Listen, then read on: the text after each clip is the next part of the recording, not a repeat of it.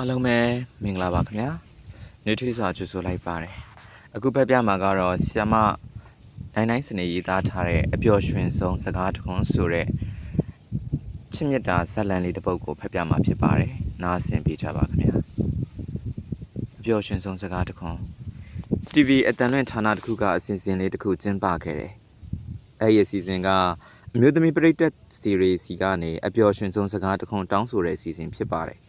ကျညာချက်ထုတ်ပြန်ပြီးနောက်အနေနဲ့ရရက်ကပရိသတ်တွေရဲ့စာရီအတန်လွင့်ဌာနစီပလူပြန်ခဲ့တယ်။စာရီအများကြီးတဲ့ကနောက်ဆုံးနင်းအိတ်နေငါထမယ်ဆိုတဲ့စကားတစ်ခွန်းက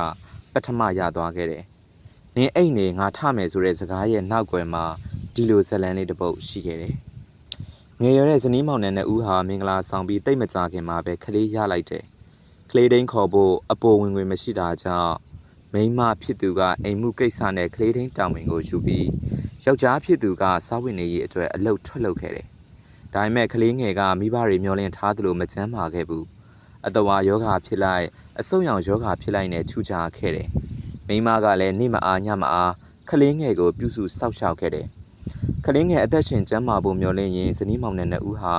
တဦးကိုတဦးယုံကြည်မှုတွေရဲစွမ်းတတ္တိတွေဖြည့်ခဲ့ကြတယ်။အလုတ်ကပြန်လာတိုင်းယောက်ျားဖြစ်သူကအိမ်ထဲမဝင်ခင်ရှုပ်ပွားနေတဲ့သပင်အင်ကြီးတွေကိုတတ်တတ်ရရပြုပြင်ပြီးပင်မနှွမ်းနယ်ရဲ့မျက်နာကိုလန်းဆန်းတက်ကြွတဲ့အသွင်ဆောင်ပြီးမှတကားခောက်လေးရှိတယ်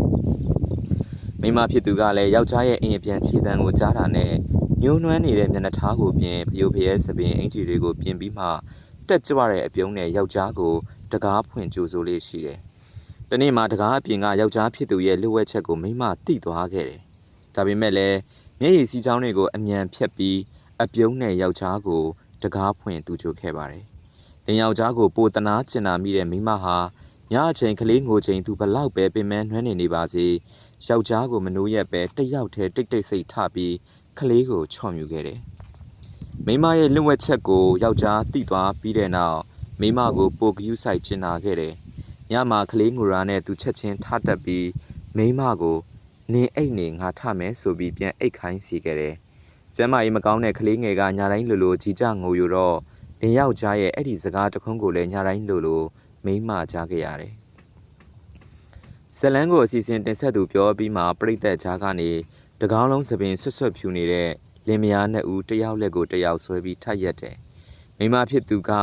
ရစ်ဝဲနေတဲ့မျက်ရည်နဲ့ပြိသက်ပို့လက်ပြီးဇလန်းတွေကယောက်ျားဟာသူပါကျမတို့အိမ်တောင်သက်58နှစ်ရှိပါပြီ။အဲ့ဒီစကားတခွန်းကကျမရင်ကိုခုတဲ့ထိနေထွေးစေပါတယ်လို့ပြောပါတယ်။မိမရဲ့စကားကိုကြားတော့ယောက်ျားကသွားမရှိတော့တဲ့ပါဇက်ကိုဟပြီးရှိတယ်။ပြိသက်အများရဲ့ပါးပြင်ပေါ်မှာမျက်ရည်ဦးလေးတွေတွဲခိုနေခဲ့တယ်။အပျော်ရွှင်စေဆုံးစကားတခွန်းကတကယ်တော့ကျွန်တော်တို့ရင်ဘတ်ထဲကနေထွက်လာတဲ့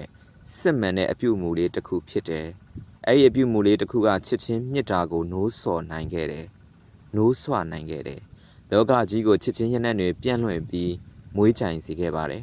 ။တဲ့ရဲ့အပျော်ရွှင်ဆုံးစကားတခွန်းကဘာလဲချရည်ကြည့်လိုက်ပါ။သူ့အတွက်အပျော်ရွှင်ဆုံးစကားတခွန်းတင်ပြောခဲ့ပြီးပြီလား။နားဆင်ပေးလို့ကျေးဇူးတင်ပါတယ်ခင်ဗျာ။ဘေးရန်ပေါင်း